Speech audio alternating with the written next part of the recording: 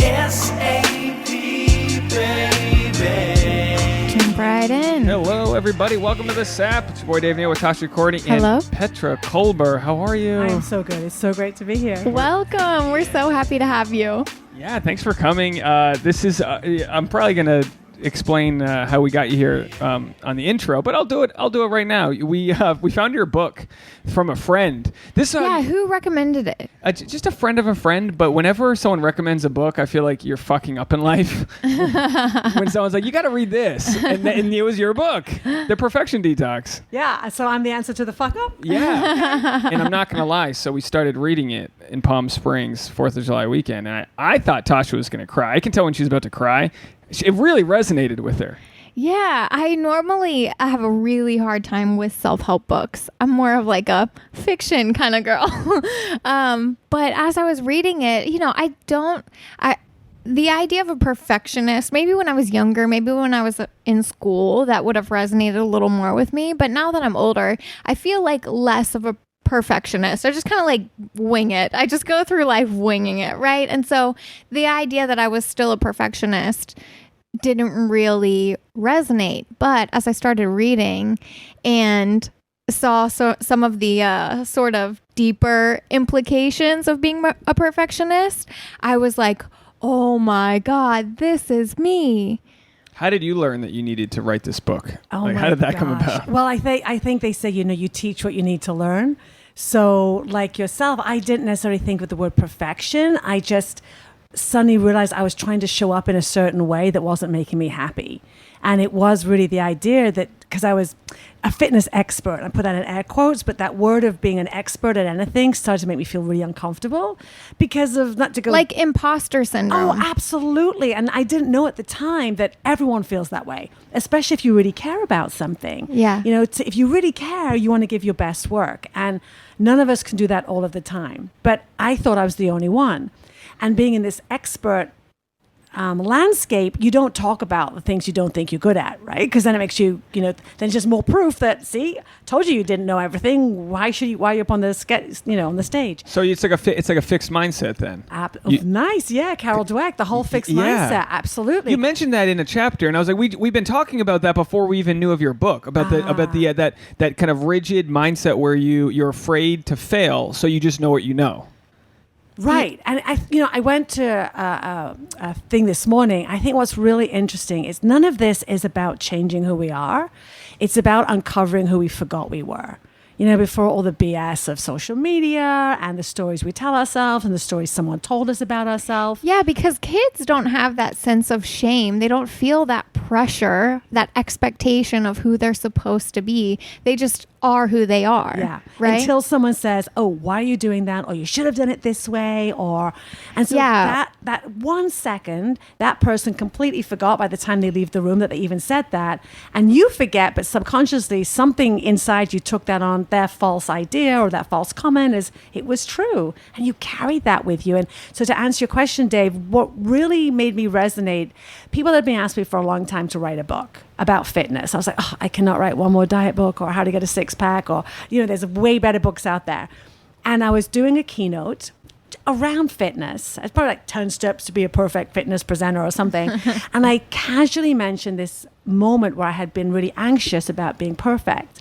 And I felt all the room, well, not all of it, but everyone suddenly got really quiet.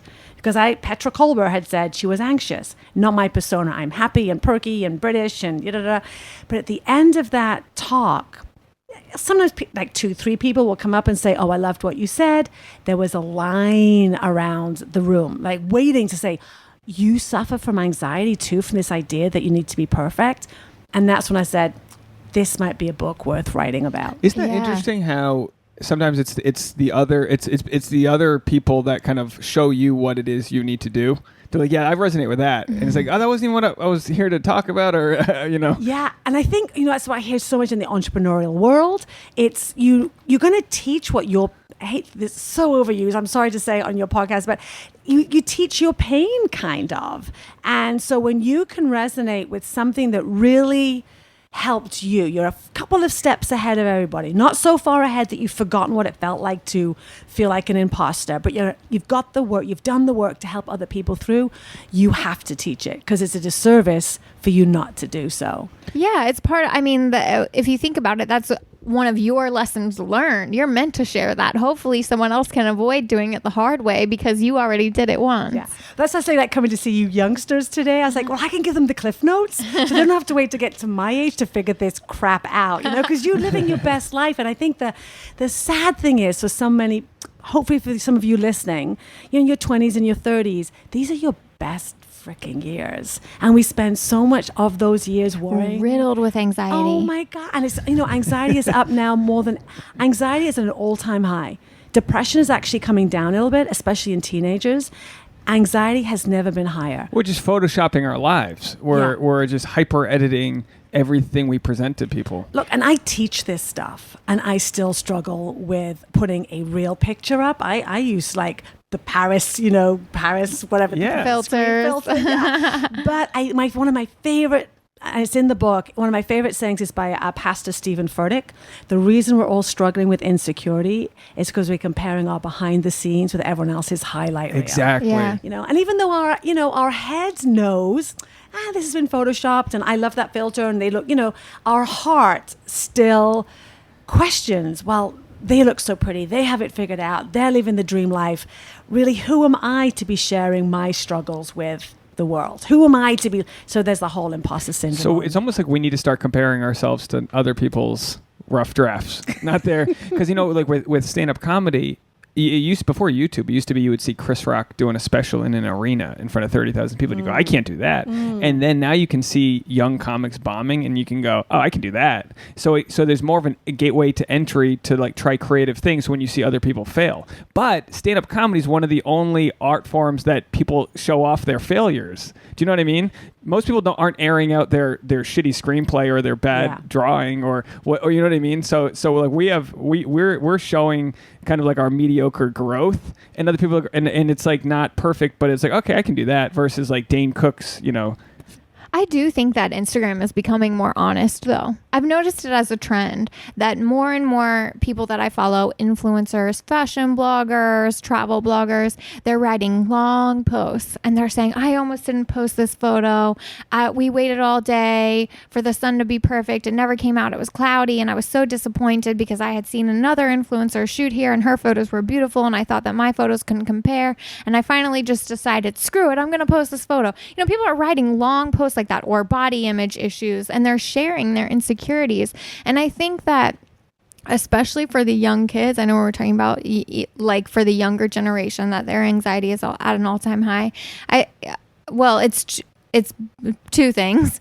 Yes, of course, their anxiety is at an all-time high because pressure to succeed is at an all-time high, and I feel like that probably young kids are intuitive. They realize that we don't necessarily have a whole lot of support in this country in this modern time for young people. They're just kind of like starting from like below zero, but I do find that they are looking for authenticity in their online personas, and they're more willing to share ugly photos and to not take it so seriously, and they don't want to see like an overly perfected, photoshopped version of somebody. They want to see an honest version of somebody. Yeah, I think it's definitely tipping. I think it's swung all the way this way, so it's kind of finding that balance. So we all love to have aspirational. We all love to look at things that travel and that's pretty and beautiful, but it has to be relatable. So I think you are right, but I'm just curious as to, though we're seeing it on social media more, like the authentic, the good and the bad, the struggle to get that perfect picture. I just still wonder, like when we're offline, how we show up, because I struggle with this still. I can still show up showing my flaws and saying my doubts on social media, but even when I get off, it doesn't mean that when I click off Instagram or Facebook, my worries disappear. Yeah, it doesn't mean that you necessarily have that mindset all the time. Because I think we're human beings, right? Yeah. It's like we have good days and not so good days, hits and misses. But and what I love is like your book starts off with a rumination, and we didn't even get past that first chapter before we decided to do an hour conversation on it. And I was almost embarrassed that you said you listened, because we're pretty crude and crass and irreverent, and we're like, oh, this author and this public speaker gets to hear us just basically being the relationship version of fart jokes. No, can I just say though, I thought you did. I really love what you did, because I felt it was like super authentic. It was a great conversation that you guys were having, and I was like, these guys really read the chapter, so I loved every second. We dive in deep when we do CarCast. I mean, we're in the car with these microphones, right? We did that. Driving? I was driving, eyes on the road. I was driving, and she had this in her lap, and and that's how good the microphones are. And we had our Starbucks, and we did the whole episode driving back from Palm Springs. And we did. I forgot that this was our CarCast. We ended the episode by putting the car in park right out here. Literally where my car is parked right now, the same spot. We pulled up and we sat there, and then we did another 15 minutes. I'm getting on a tangent. I'm going for it. I'm getting all excited. You can yell. No one's listening. You know what I mean? You're like in this like incubator, and then all of a sudden the car is such a safe space. You guys are quite talented. I mean, I thought you were beautiful and talented anyway, but you can do this in a car too. Yeah, you want to go for a ride? We'll go right now. We'll just keep it going. Unplug. Yeah, but AC is better. But it was such a great way to really dive into before you can get to the solutions. Know what you're ruminating on. Know what you're obsessive over. And we know. I mean, I obsess over some things that just don't matter, and we think about it over and over and over, and it's not providing any solutions. Yeah. I think because no one teaches us how to do that, right? So there's this negativity bias. Our brain is the natural default. And if you've listened, Carol Dweck's work, it's the brain to survive. It's going to focus on what's not going well. Yeah. And because that's become such a comfortable part of who we are, we just don't notice it. It's like wearing your favorite T-shirt, your favorite pair of jeans. You just don't notice it. And it's not until someone gives you that idea of like, oh, this is how I'm feeling. You maybe saw it through the written word or a YouTube video. Oh, I resonate with that. And then they go, well, and here's how you get over it. Because that was why I wrote the book. Because so many people say, oh, just kick perfectionism to the curb. Don't worry about it. But no one was telling us how to do it. Yeah. And telling recovering perfectionists get over perfection. I'm like, well, how do I do that perfectly? You make it sound so simple. Yeah, and I'm already feeling worse about myself because I don't know how to do it. And it's almost like acknowledging that you're always going to jump. You're always going to have you're not going to change who you are, right? So like I'm going to get obsessive over things. I just need to stop it when I know when it's happening. You know what I mean? Like stopping early on and going, okay, stop thinking about that. Like, let's flip that into a positive. You're saying the negative. Give it a replacement thought. Like, it's like, yeah, like you're saying the negative version of what you want to say. I'll be like, I get obsessive over not getting enough stage time. Every comic does that, especially in LA, because we're all competing. Yeah. There's 10,000 of us competing for like 6 comedy clubs, right? So we get obsessive. So we were on a hike once, and I was visually like using my fingers to count. I was like, and she goes, what are you doing? And she was like, you don't need to know. And she goes, no, tell me what you're thinking of. I was like, I'm counting like the different sets I'm doing this week. So, and I was like, she's like, what the fuck? We're on a hike. And I was like, yeah, I didn't mean to. That's just what I was like. My default thing was like thinking of what I haven't done, not like where I am, not in the present. Because that's like the very simple whittled down thing that we can think of. Like it's a unit price. Boom. You got to get up 10 times a week. Like we have these kind of goals we set in our communities that are just so crazy if you don't reach them. Especially, it's easy when you're like a single dude, just kind of out there sleeping on a couch, living with 9 roommates. But when you're trying to balance a relationship and all these other things, you can become obsessive over what's like lacking, what's falling behind. I think that's so interesting is that idea, but you have to be driven. There's no way. If you're a comic in LA or doing anything that you want to do, a model or whatever, you have to be driven because there's just so much talent out there. But so many hardworking people. You are going to be out-talented and outworked, for sure, right? So you have to give your 110%. Yeah. So where does that line stop and the obsession and the negative come in? And so I think it's like, where does the drive overstep its boundaries? Yeah, well, the difference between like an unhealthy sort of obsession, right, and your smart goals. Smart goals is changing my life, right? No, you're both asking the same. You're both kind of paraphrasing the questions that I wrote down. So I just want to write. I wrote down how do you differentiate between ruminating versus using failure as a motivation? Because I'm big at like using like kind of like kicking my own ass, and I'm big at using shame to even get like my body back into shape. I'm sure that's not healthy, but I'm like, look at this fat fuck in these photos. I ate noodles. I ate noodles in fucking Thailand for a week straight. But do you remember what I said to you about, because we had not even been home for an hour and he was already beating himself up about how much bad stuff he ate on vacation and all the weight that he'd put on. And of course we'd just been flying for 24 hours. And so we were bloated. He had ankles this big around. I went on a WebMD. I'm pregnant, by the way. WebMD says I'm pregnant. I was nauseous. Bloated.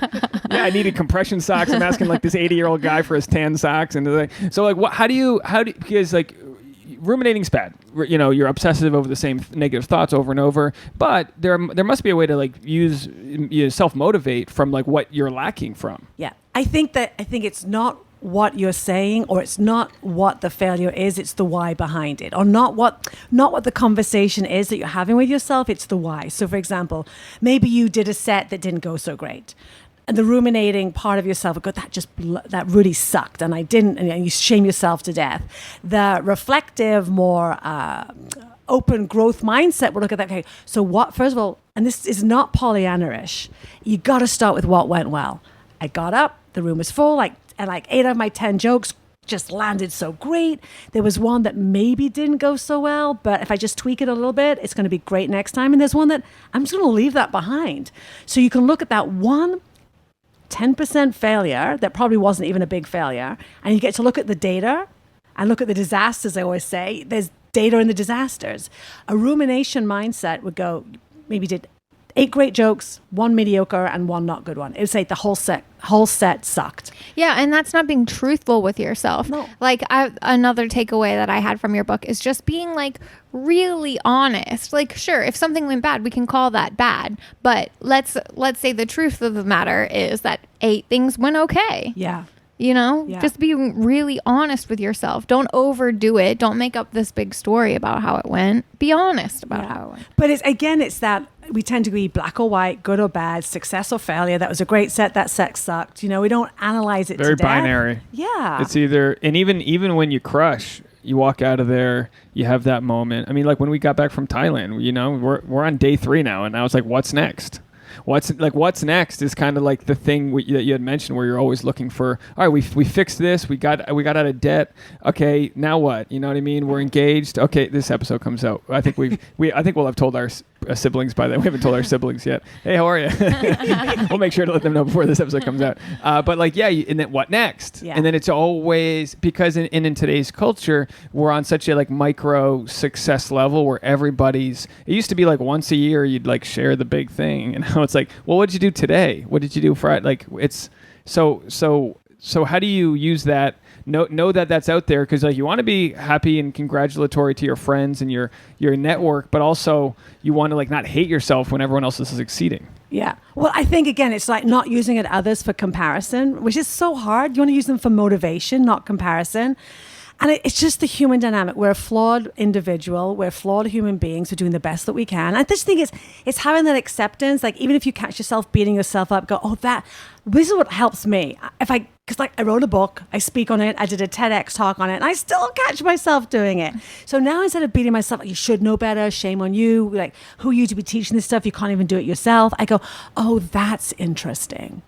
So I look at myself through a more open-ended lens versus a judgment lens. I go, oh, that's interesting, Petra. What just happened to make you go down that rabbit hole of rumination? Yeah, questioning and inquisitive, like non-judgmental. Tasha, we should write that down. That's interesting. We should. That's good. Because that's a way to take yourself out of the reactionary kind of sort of limbic system that we've been installed with. We're just like hardwired in such a Stone Age way. It's like, I got to go kill another deer. Well, I killed one today, but it's only going to last 2 days. I got to go kill another deer, and that's the same. But like we don't think that far ahead. It's always just like, all right, well, okay, what's next? Right. That's interesting. Now for Tasha, where would you say, what's your number one thing, like way you'd want to detox your perfectionism? Like what's go for it. So Tasha, let's have a therapy with Tasha right now. Therapy with Tasha. Like what would you, if you could wave your wand around one thing that you're doing that's toxic, that you know isn't helping you? Well, I think that I've gotten better at it, but I know that I can get hung up. I'm afraid to take step one. I'm afraid to take baby step one because I am so hung up on the outcome of anything that I get started. You know, it's like I'm so busy looking at the big picture, the end result, that I can't see the first step. Or I can see the first step, but I'm so overwhelmed by the 48 steps that are behind it that, you know, it's like, never mind. Are you looking at the big picture, that thinking that it has to be a win? Like, if I don't take the first step perfectly, I'm just not going to do it? Is it the end or the... Well, here's a simple example for, I would say, Tasha, right? You do a photo shoot. You'll get 1,000 photos. You know you only need to post one. But then you look at that file list, you go through 3 of them, and you go, fuck this shit. And then you don't post anything, even though it's directly beneficial to your career.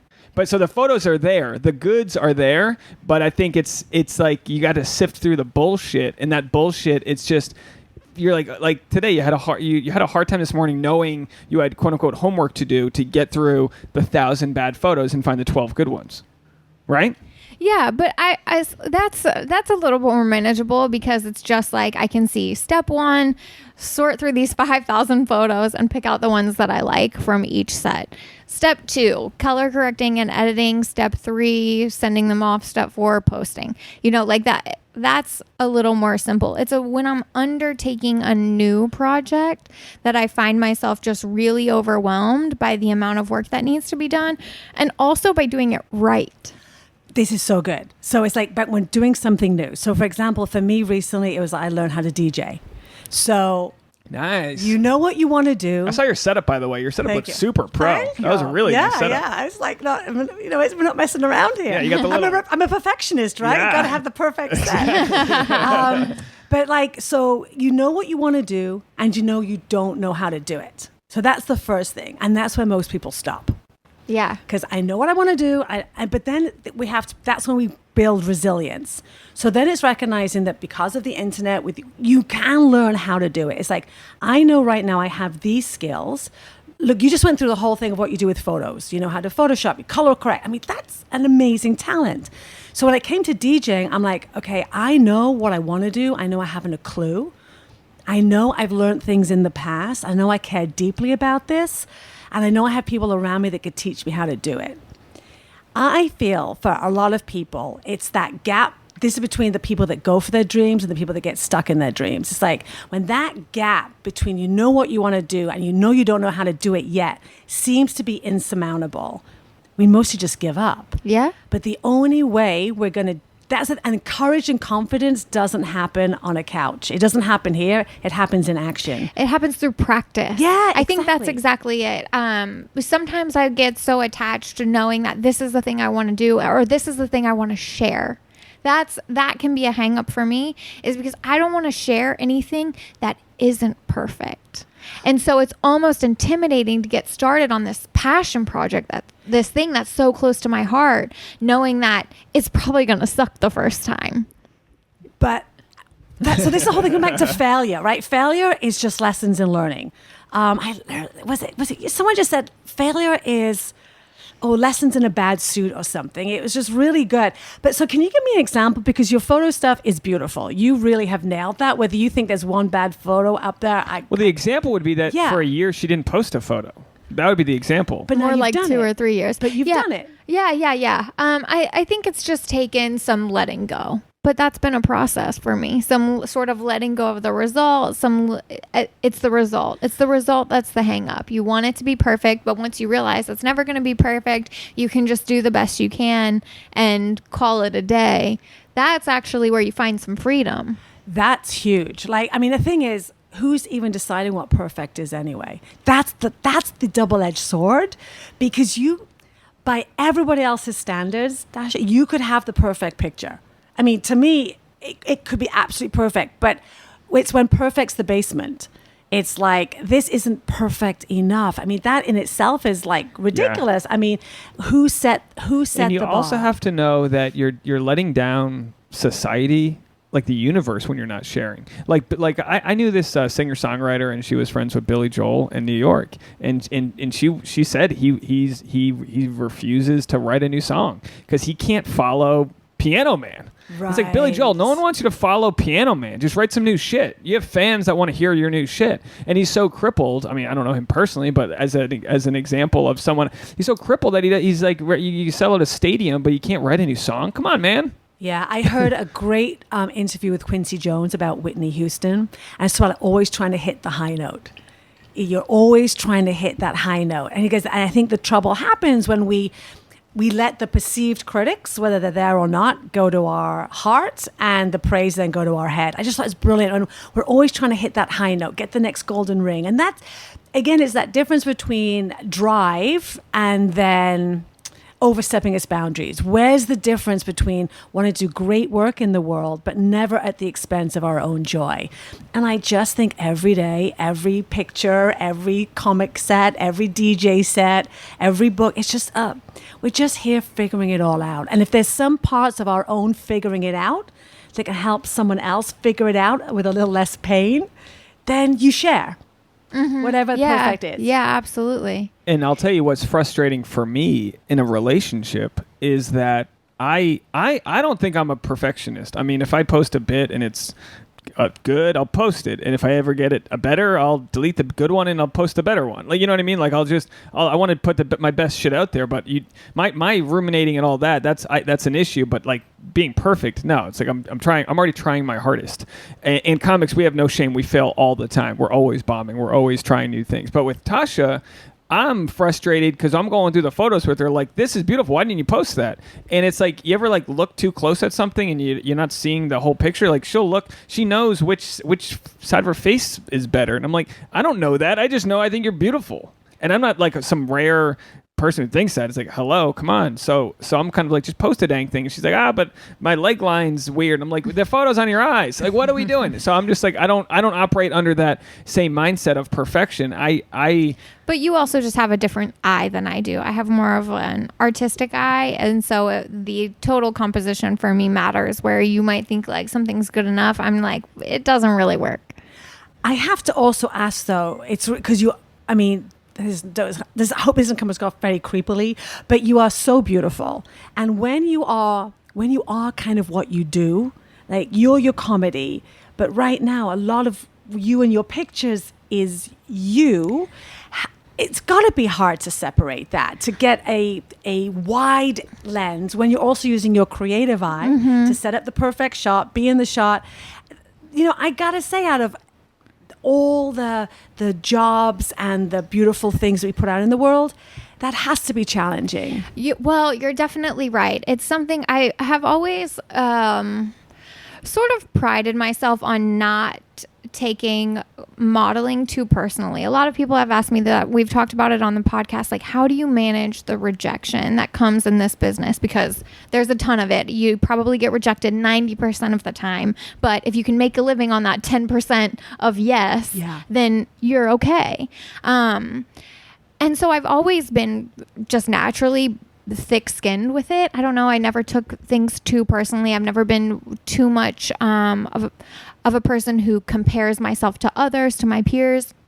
That's all come naturally to me. But as I'm getting a little older, I'm finding that it's hard to distinguish my identity from my job.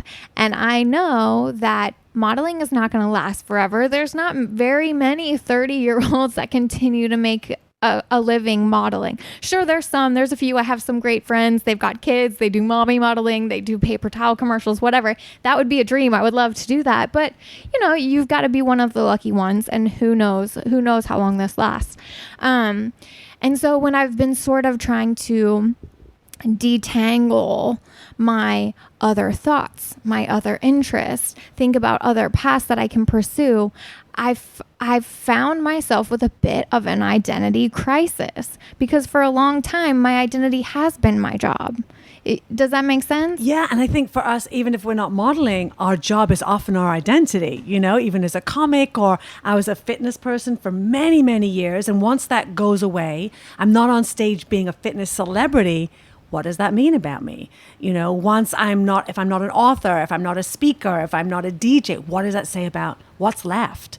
And I really think that is the journey, not to get too deep, but what this thing called life is about is just unraveling who we are without the labels. And it's not easy. And you mentioned in the book that there were times when you would struggle with even going out to see your friends because you would have to then put on like a perfect identity. Yeah. So like you you might not even go out, or you're late, or you're just not present in the moment. And I think everyone has that where it's like, you're just like, fuck it, I'm just going to stay in. I'm going to watch Netflix. It's safe. Me and my Netflix.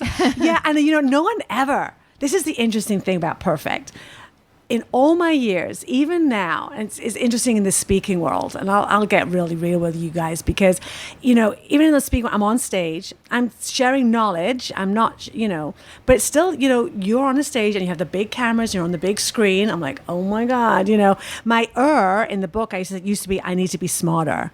And now it's like, if I was only just younger, if I'd only started this speaking thing 10 years ago, DJing 10 years ago. There's always something that I don't like about myself that I will become my Achilles heel if I don't look at it through the lens of appreciation. Because if I go down that rabbit hole, no one has ever not booked me as a speaker because of my age. Yeah. Has ever even questioned that. And it's my own. Yes. BS, but it's almost like we'll always find something. We will always make something up because we can never just be happy, right? Even if we did by some miracle take the perfect photo and find the perfect photo, the next day we're looking for another one, right? Because we're never satisfied. We never feel like we've made it. It's like this constant pursuit of perfection. But like for you, 10 years ago, you wouldn't have had the knowledge and experience to be the expert that you are. That's something that you build over time. But still, we always find a way to self-sabotage that we're not good enough, that we haven't made it. And I think it's that interesting thing that you had just said is there's nothing wrong. And I think, because I get a lot of pushback from especially female CEOs. Okay, you're telling me to let go of perfectionism. Well, what does that say about my job and my career? And I'm like, you're probably going to work harder than you ever have before.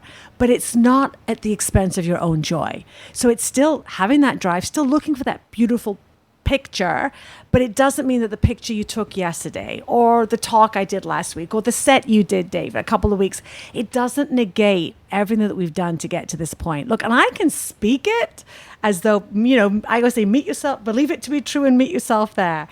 And then I have days when I live it really well and there's the joy. It's like, oh my God, I love this because I'm doing it of service to other people and helping them get to this part of their life a lot faster. And there's days when I can get to the end of my day going, I can't believe you just wasted hours looking at your neck, looking at your, blah, blah, blah, blah, all the stuff but that's my but age is something everyone can relate to, with the fact that we're all on the same trajectory.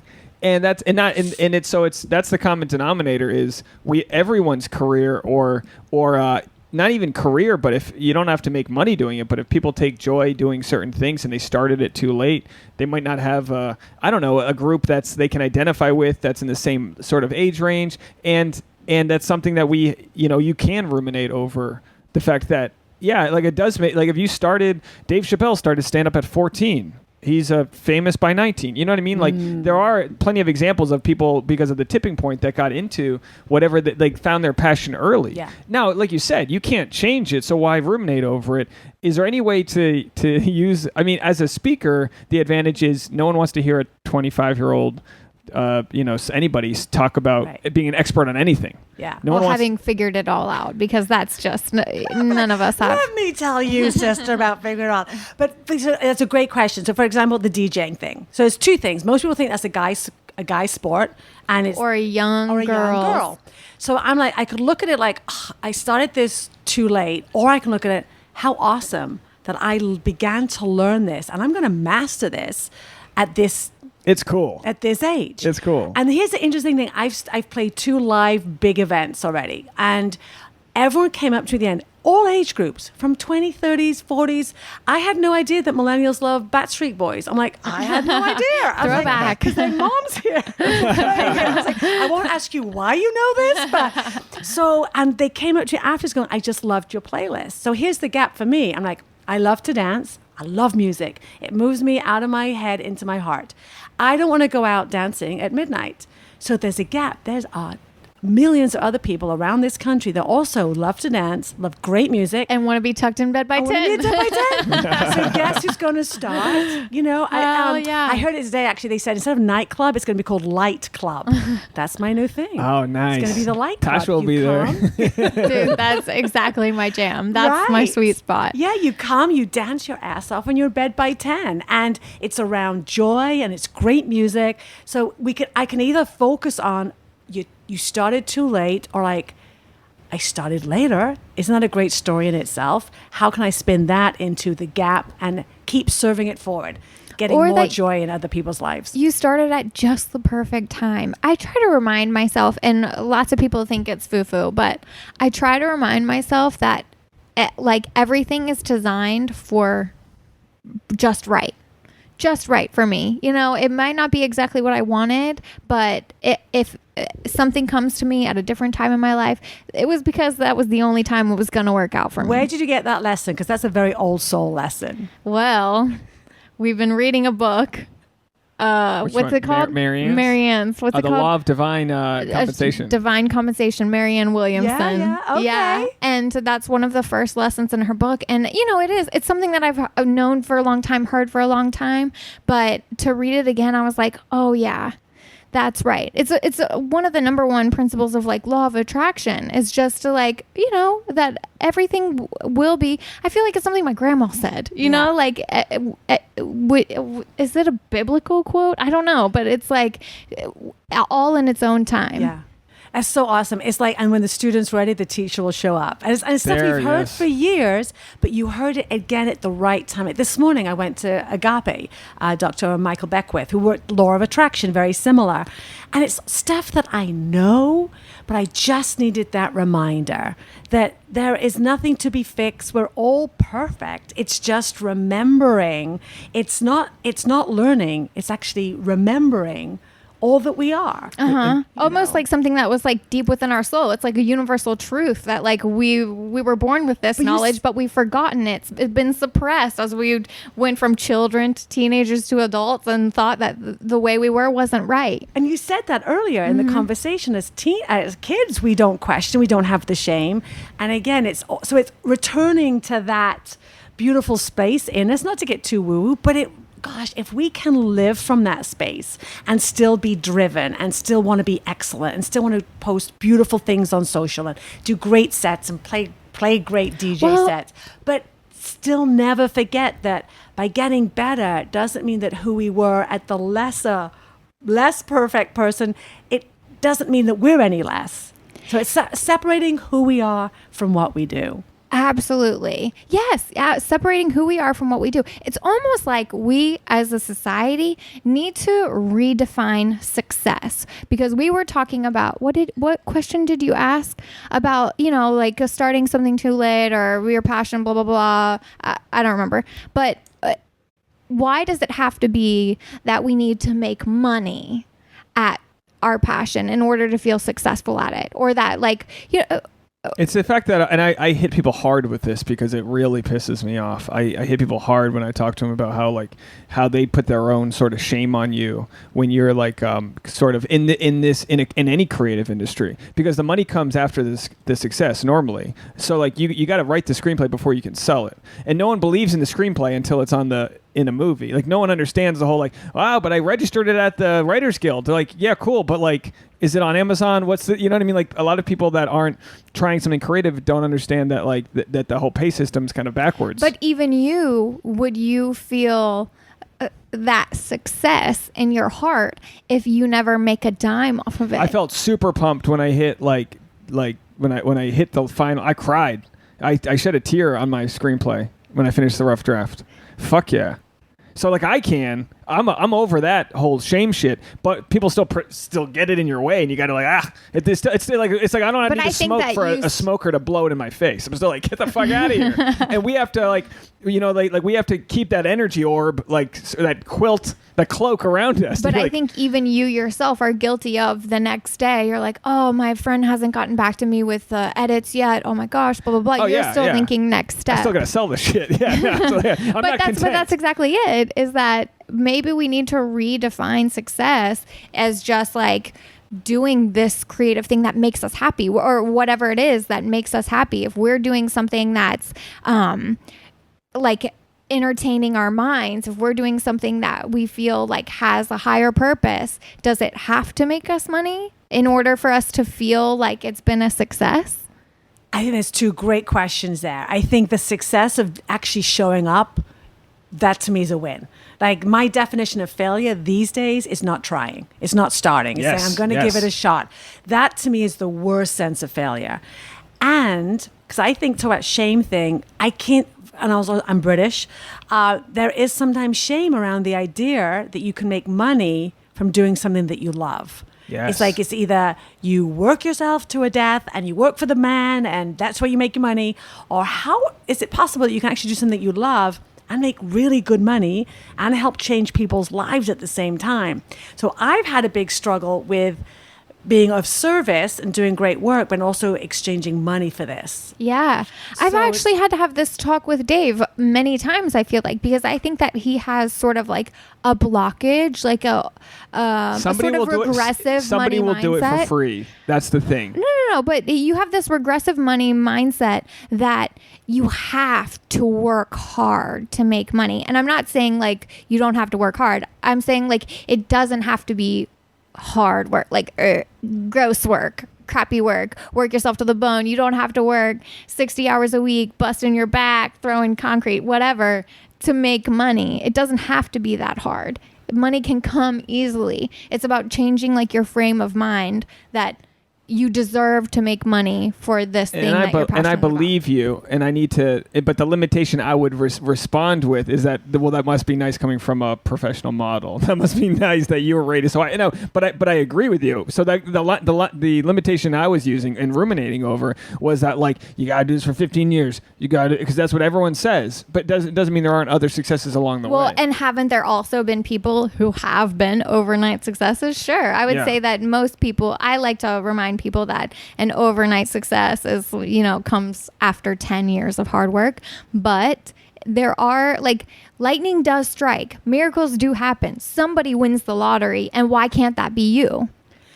Yes, and I think, because I also come from a money, like a very not the growth mindset when it comes to money. I have a pretty great mindset, but when it comes to money, it's a bit fixed. It's a lot because I grew up with no money. Money was never talked about in our family. It was always a struggle because my dad drank a lot. So he drank our money away. Can I ask you another question? Please. Do you come from a religious family? No. Because I had a very interesting conversation with someone recently about, there's a Bible verse that most people would recite as money is the root of all evil. Oh, right. Right? Yeah. Well, yeah. It's very common. Lots of people will say money is the root of all evil. Yeah. And so they have this idea that, like, having money is a bad thing. Having money is evil. They see rich people and they think these rich people must be evil, right?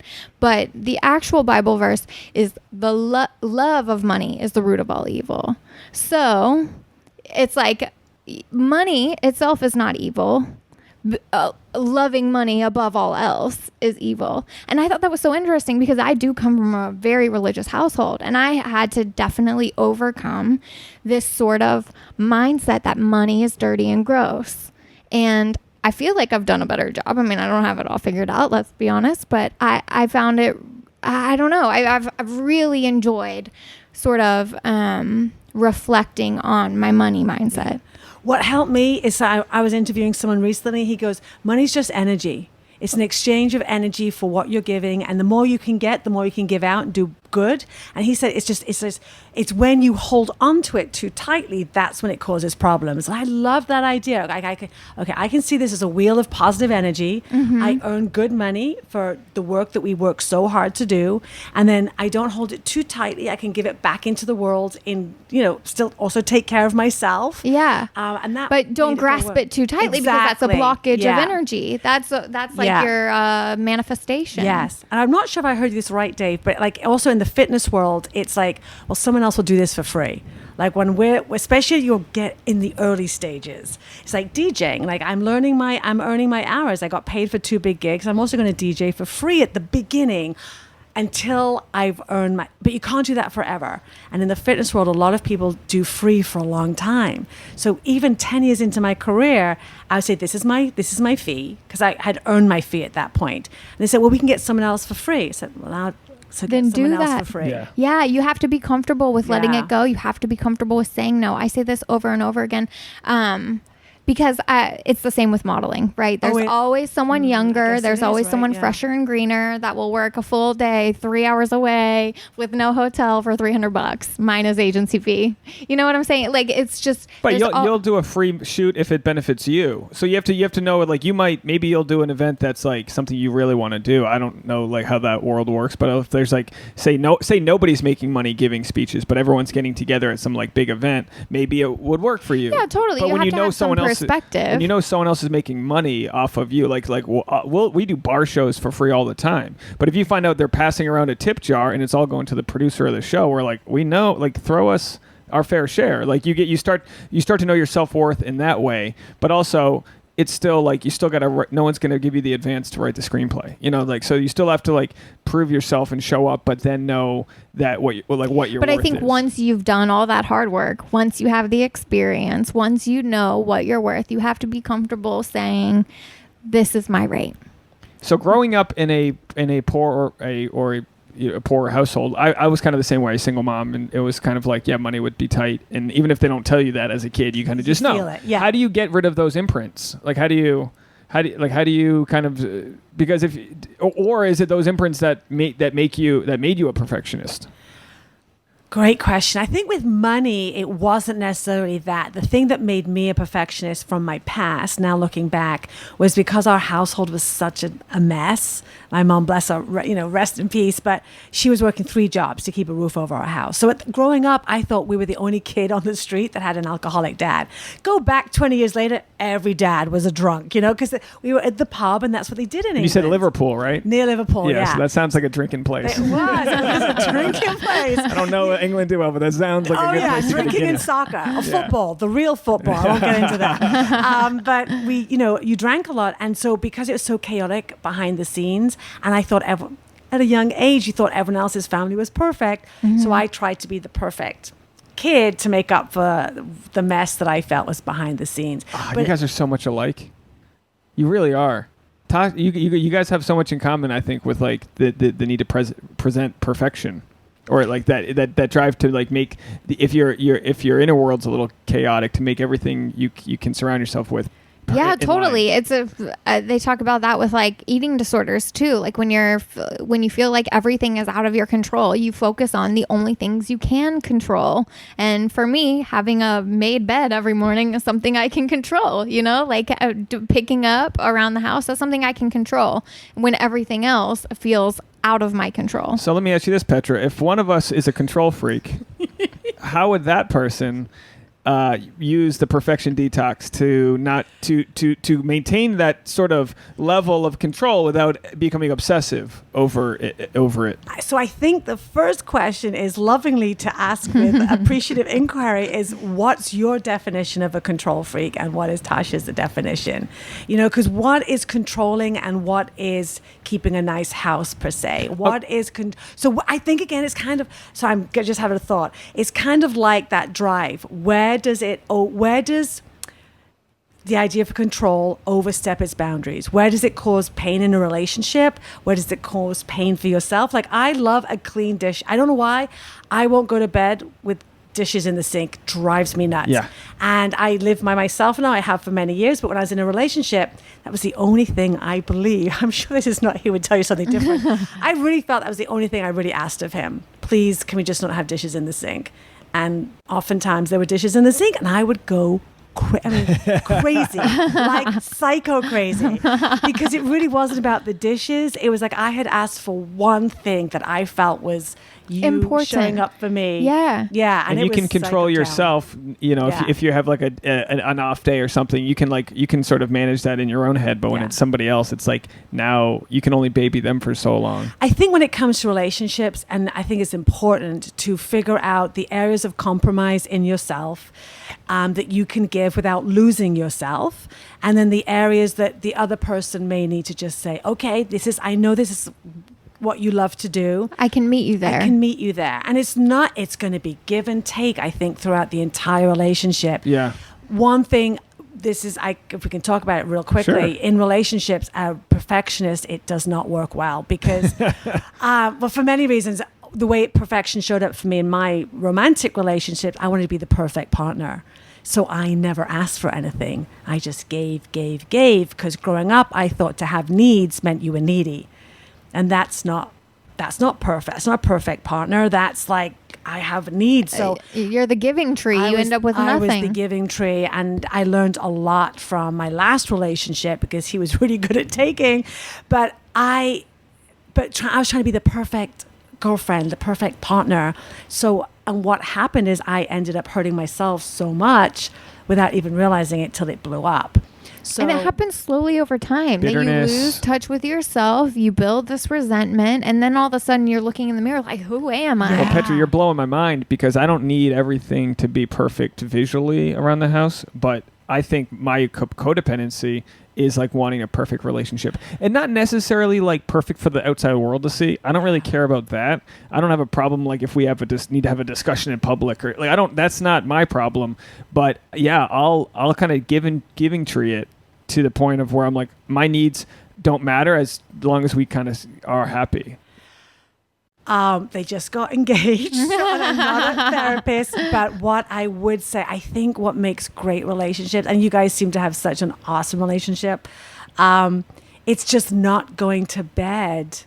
I mean, everyone says this, right? Don't go to bed angry, but I think also don't go to bed with unexpressed needs, you know, like, oh, this is how I feel. For 5 years, I never really shared with my partner how I felt because I didn't want to rock the boat. And it doesn't work well for either partner. You know? It doesn't. Yeah. And it's not going to get any easier over time. I think we've done a good job. We have, but there are times when, you know, we had a guest on, actually, did we even air that episode yet? I don't even know. But we had a guest on who said they always just have an agreement with their partner that they tell their partner exactly how they feel. And I tried that once, and I tried it like the same night of the thing. I was like, Michael said you got to say over, and we agreed on air. And then I did it, and then you got defensive, and I could like watch your face turn. And I'm not putting you on the spot now. I'm just saying, just so you know, Tasha, I still struggle with telling you how I really feel. I still bite my tongue all the time, just so you know. But I give you credit because you've also communicated to me what you need to make the house feel good and all that. And I'm like, Petra, I'm a shit talker, right? So if she goes, I need a clean house, I go, well, your car is disgusting. You know what I mean? So I'm like, you never washed your car. I always wash Tasha's car. You know, Petra. We literally just got it washed yesterday. I washed it. But I don't care. I don't mind that. But I told you we were going through the drive-thru. It was my idea. I like washing it. But then they're smiling, by the way, people. If you're listening. Yeah, no. I know. They're in at this point. If you're new and you can't handle it, get out the kitchen. But then, like, you know, we met outside where I was carrying the laundry. I'm gonna go do the laundry. Like, there's things that mean that I value. But then also, like, if the remote control doesn't end up where it needs to go, that doesn't bother me. So it's like we just need to know each other's thing because it's just not the same. Well, and yours isn't better or worse than what. No, what but you stomped on me with a criticism when I was trying to give us a compliment, and said that like you tried to do that thing where we're just gonna say it or whatever. But you've also got to be know that there's a time and a place, and maybe this wasn't the ideal situation when there's like more important things going on. Yeah, right. To just be stomping in with your, I don't even remember what you were talking about. Me neither. But the point of the moral of the story is that we've done a really good job at improving our communication. I mean, we've been dating for 5 years. In the beginning, we had a really we didn't rough even know what we were fighting time of it. We were just not good communicators. I don't come from a family of good communicators. This is something I had to teach myself. And I really think this is what the beautiful thing. Look, it's easy for me to be like, it's easy to be happy when you're single. It's easy to practice recovering perfectionism when you're single. I think that's what the beauty of relationships is. It really is about uncovering who we are. And it didn't hit me until what I thought was my forever relationship really blew up badly. And it's because I hadn't learned the lesson yet of codependency. I kept showing up. That hurt me so heavily. It shook me to my core that it's now I'm like, I've never been so sure about who I am, but I had to learn it in a relationship. Did you learn the lesson on the way out, or did it hit you after like the dust had settled? Oh, there was no dust settling. I was already out when the dust was settling. No, it hit me. And then when I actually went to therapy to recover from this, because it was so devastating to me, I'll just share with you, your audience. It's so funny because I thought I'd got over codependency. I have every single book on codependency there was. I thought I'd done that. Codependence no more. Yes, I thought I'd done it perfectly, right? And my very first session, we're meant to end at 12 o'clock. And he talked about codependency. I said, oh, no, I've worked through all that. I'm good. And like at 12:05, I'm telling my therapist, oh, by the way, you know, you've gone over time. He goes, Petra, I can manage my own time. And he goes, you're not codependent? I went, oh, that's codependency. Snap. Okay, I guess we have some work to do. But one of my favorite books is The 5 Love Languages. Oh, yeah. I think that, to me, we got them written down on the things. Not, you know, we've got the acts of service, the you know, Tasha wants words all of of affirmation. them. I like this one. I like that one. It's like just a buffet of sweets. No, I would say I have a top 3. Yeah. But you know what your top one is, what you need, but sometimes it's tricky because sometimes you don't need the other things, but like they make you happy. My biggest lesson with the 5 love languages was realizing that like the things my bottom 2, and of course they're his top 2. I don't even know how to give that kind of love because it is so foreign to me. I would never, words of affirmation, not a thing. Come from a family of very poor communicators. Words of affirmation were never something that were really said in my household. That must be huge for you as a fitness expert, right? That must be huge. Words of affirmation. You're out there, get it, Jenny. You know, you're right. It's so interesting. It's like I didn't know what I was doing as a fitness instructor. Like people come to the end of my class going, you make me feel like I can do anything, because I was teaching to their hearts. I never said, your biceps look amazing, get that 6-pack. My words of affirmation, actually, you're right. They were always to the heart. Like, thank you for showing up today. You're trying so hard. I really appreciate it. And so what I was speaking was like growth mindset. I was teaching inspiration without even realizing it. But again, like you said, isn't that a beautiful lesson though, Tasha? That's why we're in relationship. That's how you're going to learn. Words of affirmation. A relationship really holds a mirror up to your flaws. Tell me about it. It does. And all you can really do, and that's what the beauty of the love languages is, go, okay, if I need words of affirmation, and Tasha needs quality time, I have to respect. The only problem with that is words of affirmation is so much easier than quality time. You just need to send me a tweet once a week. Quality time's a trip to Thailand. You know what I mean? So for me, it's like a photo when I post it. And to her, it's like, I got to go to the other side of, Southeast Asia. But the truth is that, all right, you value quality time at the level I value affirmations. So quality time's not on my list. There's never been once where I haven't, you know what I mean? I can go away and we still be good. Like, that's just not what's important to me, but I have to realize that that's a thing. And you learned to speak that language just like I learned Greek. Learning to speak affirmations is like really not second in nature for me, But if you like put in your phone book that every day at 3 p.m. or you scrambled it, so every day at a random time you shot me a text. I mean, I have screen grabs of some of the most important kind of things Tasha said to me, and it's, you know what I mean? It's like, would it get sick if it was every day? I don't think so.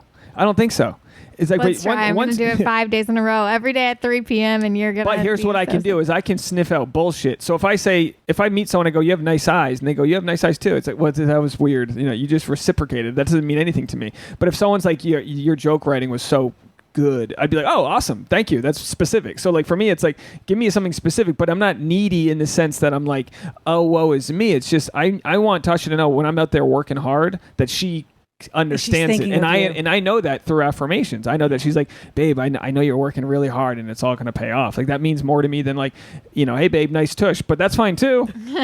That's not attached to my value system like so much. Like, but it, if Tasha was like, oh wow, your arms look good, I'd be like, cool, thank you. That's something. That's not super big, but that's something. It's like a date night. You know what I mean? It's not a trip to Thailand. That's a date night. Just your arms look nice. But this to me is actually an example of a perfect relationship, because there's good and bad, there's give and take, there's this and that. We're there, but we're not there yet. We're learning, but we still have gaps. Where that is what, to me, a perfect relation is. I think the moment you have a relation that looks like the Photoshop version, you should be really concerned, because our humanness is the ups and downs, the wins, and that's how I think we actually become more perfect, by being in these what might feel like imperfect moments at the time more with honest a partner and authentic. That's And to that's what do that in relationship, I think that is so courageous and wonderful, and that's why we're here. Well, that's why we podcast, because it's a safe place for us to talk about,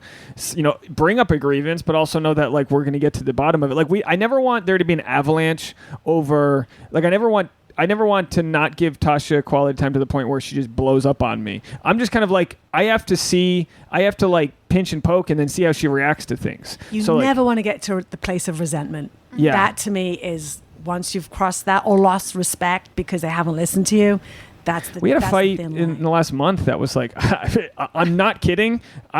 Take all the intelligence that I think I have. It took me 7 or 8 days to know what she was actually mad about. I just attached myself to something else I thought she was mad at, and I was like, that's what she's mad at, and I couldn't fix it. Turns out it was something completely different. It was something completely different, right? You wanted to go to this jeweler. She wanted to go to this jeweler event, and I thought it was something else that she was mad at, and then she was mad at me for a long time that I didn't that I didn't end up going. And don't get me wrong, she gave me the hints. You told me flat out you wanted to go to this thing. I was working. I could have swung it. But anyway, a month later, we end up going to the same jeweler. And I figured out that that's what she was mad about, and we kind of patched it up. And then we went to the same jeweler, and the jeweler didn't have the diamond that Tasha was interested in at the event in the first place. I still should have gone with you, but it kind of worked itself. We learned a lesson. It took a week, but we learned a lesson through a fight to just keep on communicating better and know that we don't have our shit together. And then when it came time to actually meet the jeweler, she was like, oh yeah, I didn't even have this ring yet. And it's the one that we ended up getting. Is that why you started the podcast? Was it really for this? I'm just curious. It was started, I'll just quick answer. Yeah. It was started with me and another co-host, and she bailed like probably 40 episodes in. And at that time, Tasha and I weren't even dating. And Tasha became like a regular sort of guest, and we would just kind of have like really good convos. And then it became something like, let's just do it together, and then that way we can talk about the thing we're trying to build through our own failures while we kind of talk about other people. But it's true that the podcast it's couples therapy. I mean, it really is. It's such a great place for us to like work out the kinks in our relationship in a sort of non-judgmental format. And then also, just like therapy, you have to sort of keep it together. You can't like scream and rage and stomp off because you've got people listening or you've got a therapist listening, that you really trying to be honest, Tasha, be open, sorry. I thought you were, be communicative. Yeah, Tasha doesn't know this, but I air my grievances about 20 minutes in. That way, by the end of the podcast, it's kind of already been kicked to the back. You never want to air your grievance at the end of the podcast. You're like, on time. No, okay. I make sure we end on a high note. Or right at the beginning. Yeah. But can I just say something? This is really important because this is so interesting to me, because I looked at of course, we go into social and we look at everyone. I was like, I hear the freaking perfect couple. They're gorgeous. They got a podcast together. And I kind of had this little like, not envy, but it's like, that's kind of what I'd hope my relationship would be, because he was a little bit in the public eye, and I thought we could work together. So it's kind of nice, not to say that you also have problems. but everybody has problems. And this is why I think the Perfection Detox, and this is why I think your show is so powerful, because you got two people that on social look pretty darn perfect, but you're also showing truly with authenticity. Yeah, we just shut it down real quick. We shut it. Thank you, by the way. That's very nice. But we shut it down real quick when someone's like, "Oh, you guys are this and that." It's like, do you not hear my stand-up? I'm always talking about things that are kind of struggles, or trying to punch down, not up. Like I'm never trying to like just make fun of Tasha. I'm always trying to talk about my own insecurities, my own codependency, my own issues. But like you had mentioned earlier, and we'll circle it back together because we're just at an hour. Okay. Is what you had mentioned earlier is that you knowing what your expertise is and using it. And like learning how to use that towards like what giving it as a gift. But yeah, in the gift is through your creativity, through your presenting, your lecture, all that. And I think even a bit of codependency can be a good thing, because absolutely, there's a lot of good stuff that comes with it. I always tell Tasha, like, yeah, I can take my codependency to a bad place. I can, and in the early parts of the relationship, I did, because she's kind of counterdependent. So whenever we would fight, she'd walk away, and I'd be like, no, we need to solve this, to the point where like it would be so insulting insulting, and it still is insulting to me when Tasha like will throw the covers over your head. I'm like, what the fuck are you doing? Are you kidding me right now? I need to solve this now. And then what I've had to realize is I need to walk the dog and because it's saying it's just not going to work this way. Yeah. It's not going to work. So like my own neediness, it needs to like stop and know that she's not throwing the covers over her head because she's never going to talk to me again. She's just doing it because she just needs to have Well, this I have my moment. own timeline of and processing. I think however far I am on one side with codependency, you're that way on the other side. I mean, like, but we've both really come close to meeting ourselves in the middle with it all. But like, we've never had a fight where I'm like, Tasha, stop talking to me. It's never once not happened. gonna happen. But I think with anything, right? With drive, with desire, with codependency, there's also good parts of it. There's empathy, there's caring, there's wanting to lean into a relationship. But again, with all of this, your drive, perfection, it can never be at the expense of your own happiness.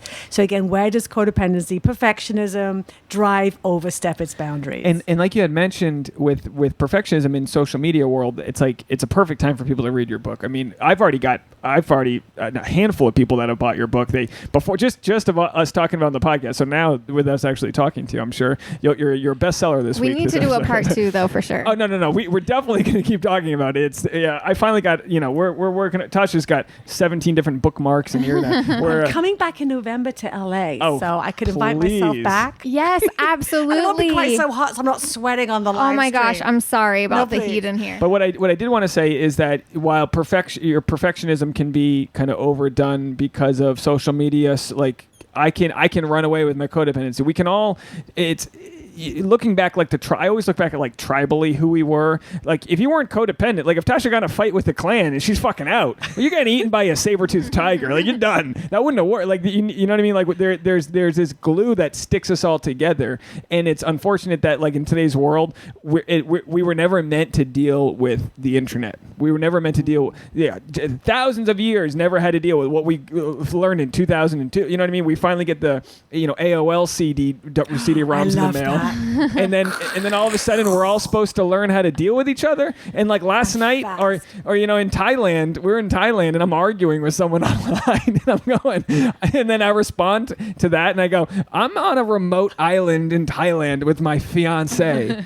Talking to you. This one's on me. This is my bad. I gotta go, and I just never talk to this guy again. But it's like we have to remind ourselves that when we're going down that path. And honestly, us reading that chapter on ruminating, I think, was the first step for us to just shed light on how toxic it can be to like over obsess. So thank you so much for writing this book. We really appreciate it. Thank for you. reading it. Come back on in November, please. I know someone's gonna write in and say, "Way to make that about you guys, Dave." Yeah. Because you say you're 100%. She didn't get to give us any advice at all. You were just talking about stand-up. I was saying we made it about us. I'm not taking full credit for that self-absorption, Tasha. You're in it with me. And you helped me. I'm like, yay, even these two beautiful couples, they argue. Yes, okay.